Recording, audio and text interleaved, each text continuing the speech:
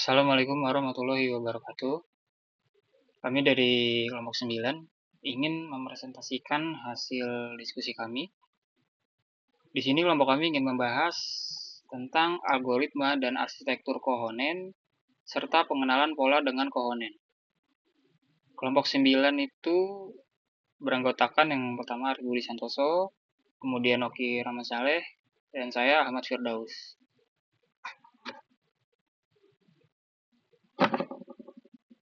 Apa sih jaringan saraf kohonen? Jaringan saraf kohonen merupakan salah satu jenis self-organizing map atau SOM.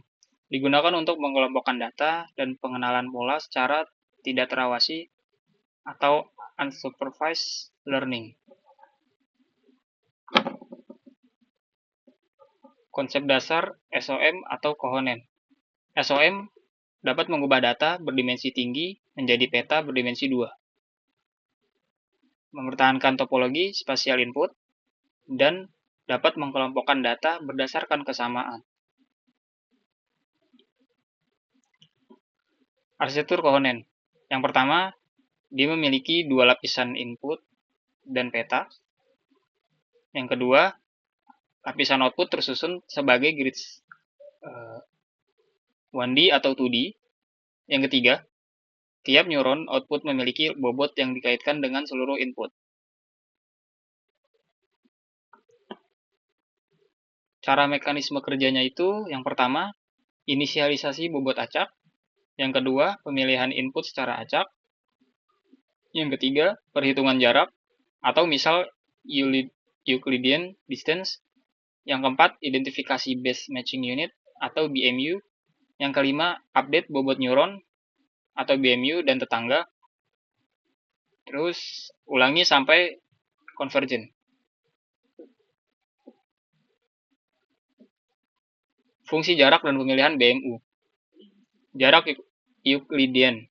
Jarak ini digunakan untuk mengukur kesamaan antara vektor input dan bobot neuron.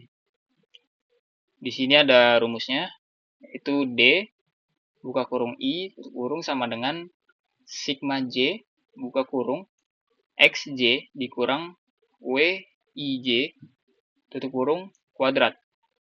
Keterangannya, DI jarak neuron ke I terhadap vektor input. Kemudian XJX underscore J XJ yaitu nilai fitur ke J dari vektor input. WIJ W underscore buka kurung I J tutup kurung WIJ bobot dari neuron ke I fitur ke J. Sigma I slash sum underscore J sigma I sama dengan penjumlahan seluruh fitur. Semakin kecil nilai DI,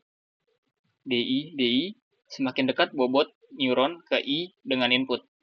Artinya, neuron tersebut lebih cocok dengan pola data input. Di sini ada penentuan BMU, Base Matching Unit. MU adalah neuron yang memiliki jarak terkecil terhadap vektor input. Setelah BMU ditemukan, bobot neuron BMU dan neuron tetangganya akan diupdate agar lebih menyerupai input. Visualisasi logikanya, data input, kemudian hitung jarak ke semua neuron, kemudian temukan jarak terkecil, dan disitulah BMU bisa ditentukan.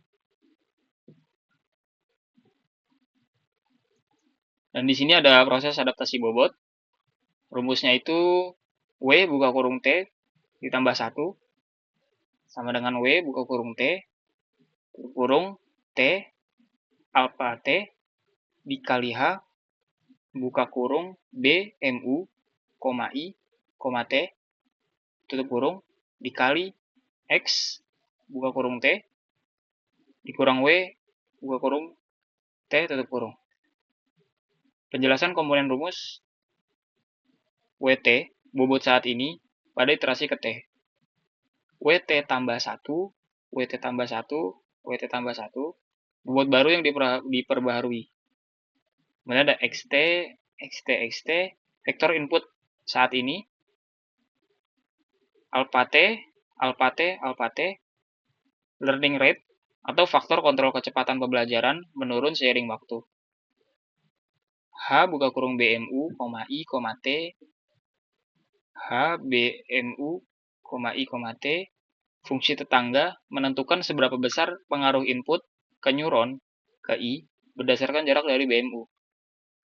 Proses adaptasinya, yang pertama hitung BMU, neuron dengan jarak terdekat terhadap input. Kemudian update bobot BMU dan neuron tetangganya. BMU diperbarui secara maksimal, neuron tetangga diperbarui sebagian tergantung jaraknya ke BMU. Fungsi tetangga, atau misalnya Gaussian, akan mengecil seiring iterasi. Learning rate dan fungsi tetangga. Yang pertama, learning rate menurun seiring waktu. Yang kedua, fungsi tetangga biasanya Gaussian. Yang ketiga, hanya neuron di sekitar BMU yang diperbaharui.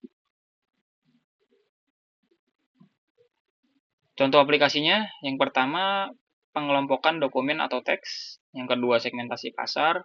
Yang ketiga, pengenalan wajah atau suara. Yang keempat, anomali deteksi pada data jaringan.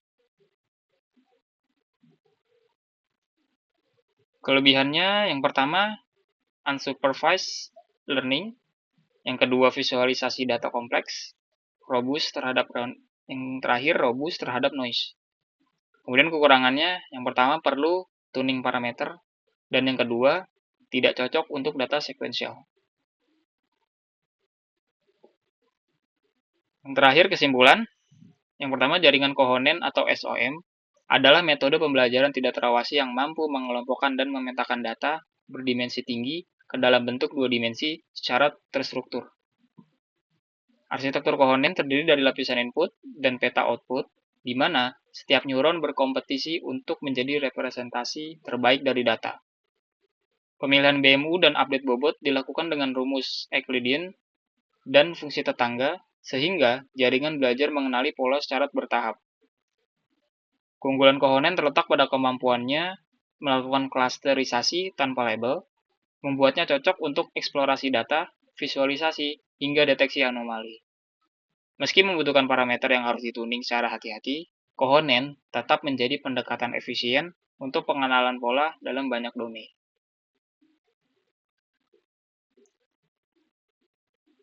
Terima kasih. Sekian presentasi dari kelompok kami. Kurang lebihnya mohon maaf. Wassalamualaikum warahmatullahi wabarakatuh.